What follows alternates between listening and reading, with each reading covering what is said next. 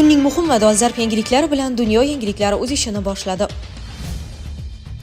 Vladimir Putin ishining salbiy tomonlari haqida gapirib berdi. Qurolli qushchalar O'zbekistonda ishlab chiqarilayotgan dronlar haqida. Tramp 3-muddatga saylanmoqchi emas, uning vorisi kim?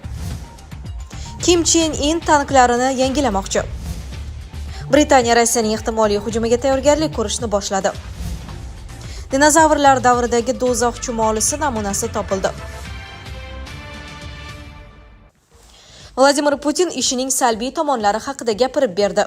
Rossiya prezidenti Vladimir Putin uning ishida ish ko'lami ortib ketishi va yaqinlari bilan muloqot qilishga vaqti kam qolishi bilan bog'liq salbiy tomonlari borligini tan oldi.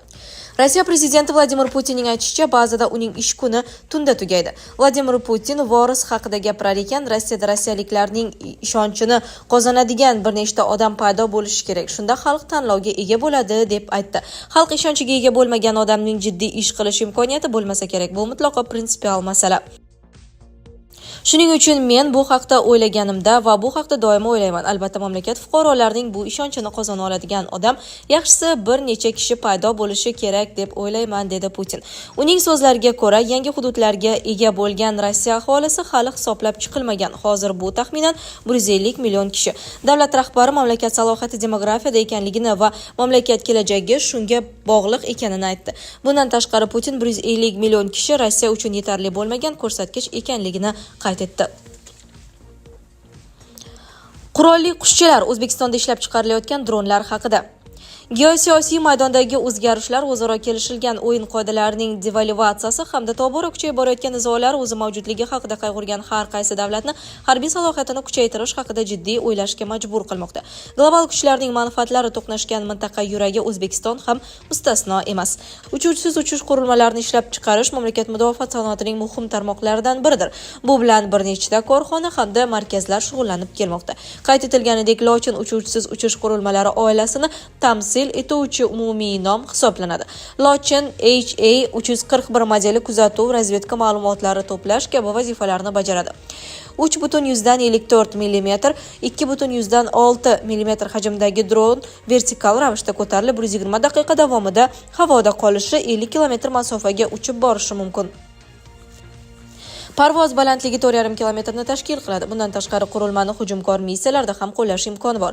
Lochin Z141 modeli esa uning biroz torroq doiradagi missiyalarga mo'ljallangan versiyasi hisoblanadi. Lochin HP352 bundan oldingi ikki modeldan kengroq imkoniyatlari bilan farqlanadi. U 10 soat davomida havoda qolishi, 22 kg foydali yuk bilan 150 km radiusda jangovar topshiriqlarni bajarishi mumkin. Talablarga qarab qurilmaga elektr hamda ichki yonuv dvigatellarini o'rnatsa bo'ladi. Uning o'lchamlari 3,1, 5,4 mm ni tashkil qiladi. Mazkur oilaga mansub yana bir dronni gibrid qanotli raketa deyish mumkin. Sababi u turboreaktiv dvigatel yordamida parvoz qiladi. Bu unga o'z tezligini 400 km/soatgacha oshirish imkonini beradi. Uning nomi Lochin VMI-1 bo'lib, havo mudofaa tizimlari uchun soxta nishon sifatida qo'llashga mo'ljallangan. Biroq ayrim kichik o'zgartirishlar bilan kamikadze dronga aylantirish imkoni ham bor. Ammo katalog shu bilan cheklanmaydi. Havo razvedkasini olib borish uchun mo'ljallangan Lochin HA-241 modeli hamda Burgut seriyasiga mansub 4 turdagi dronlar ham mahalliy ishlab chiqarilmoqda. Bayraktar TB2 kabi dronlar keng spektrdagi vazifalarni bajarishi bilan mashhur, ammo ularni ishlab chiqarish, boshqarish uchun yuqori xarajat talab etiladi. Qolaversa, yirik hajm bu turdagi qurilmalarni havo mudofaa tizimlari uchun o'ljaga aylantiradi. Shu bois harbiylar uchun, ayniqsa yuqori intensiv urush sharoitida oson ishlab chiqariladigan, ko'p chiqim talab qilmaydigan dronlar kerak. Bu xalqaro trend. Jayra mazkur chaqiriqqa javob hisoblanadi. Uni rasman HAVZG9 deb atashadi. Kamikadze dronlarga qaytsak, O'zbekistonda ishlab chiqarilgan X1 modeli 50 km, X2 esa 100 km masofadagi nishonlarga zarba bera oladi. Birinchisi dushman jonli kuchi, yengil zirhli transport vositalariga qarshi mo'ljallangan bo'lsa, ikkinchisi yanada yirikroq nishonlarni zararsizlantirishda samarali hisoblanadi. Elektr dvigatel ularga tezligi 120 qurilma 130 km/soatgacha oshirish imkonini beradi. Umuman olganda dronlar harbiy fanda inqilob yasadi. Harbiylar uchuvchisiz uchish apparatlarini an'anaviy qurol aslahalarga integratsiya qilish orqali salmoqli yutuqlarga erishish, eng avvalo insoniy talofatlarni kamaytirish mumkinligini yaxshi anglab yetdi. Bu esa ularni zamonaviy urushlarda yangi voqelikka aylantirdi. O'zbekiston ham o'z xavfsizligini mustahkamlash uchun bunga jiddiy e'tibor qaratmoqda.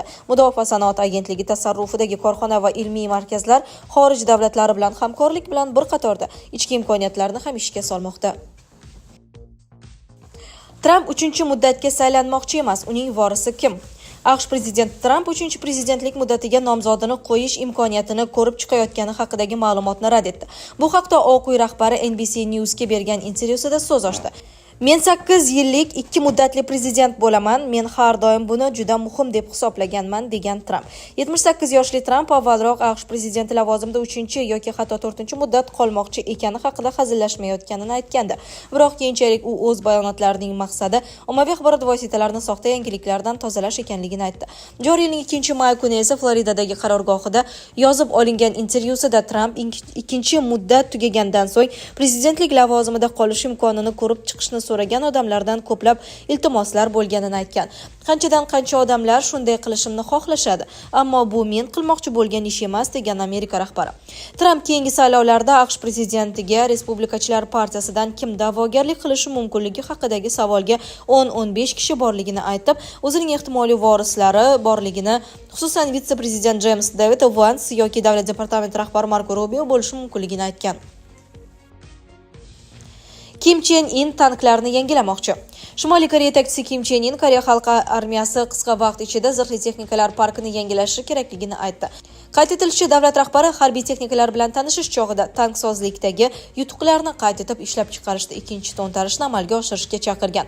Kim Chen In o'tgan asrdagi quruqlikdagi qo'shinlarimiz zirhli texnikasini eng yangi tanklar va zirhli mashinalarga almashtirish, qurolli kuchlarni qurish va quruqlikdagi qo'shinlarni modernizatsiya qilishda eng muhim masala ekanini ta'kidladi, deyiladi xabarda. Kim Chen Inning qo'shimcha qilishicha, texnika ishlab chiqarishda tanklarning zamonaviy urushdagi vazifasi va rolini aniq ifodalash va bilib olish kerak. Uning so'zlariga ko'ra, hozirda jangovar harakatlarni olib borishning subyektiv va obyektiv shartlari o'zgargan.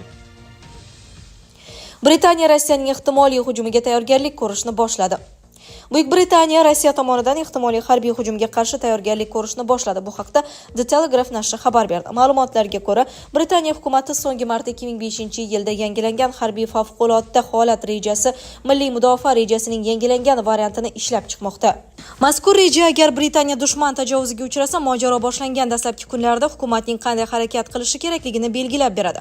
Maxfiy hujjatda urush e'lon qilinish holatida hukumatning javob choralari Vazirlar Mahkamasi a'zolari va qirollik oilasini himoya qilish uchun mo'ljallangan bunkerlardan qanday foydalanish, temir yo'l va avtomobil yo'llari, fuqaro floti, pochta va telefon tarmoqlari, ommaviy axborot vositalarining ishlash tartibi hamda zaruriy resurslarni jamg'arish bo'yicha chora-tadbirlar bayon etiladi.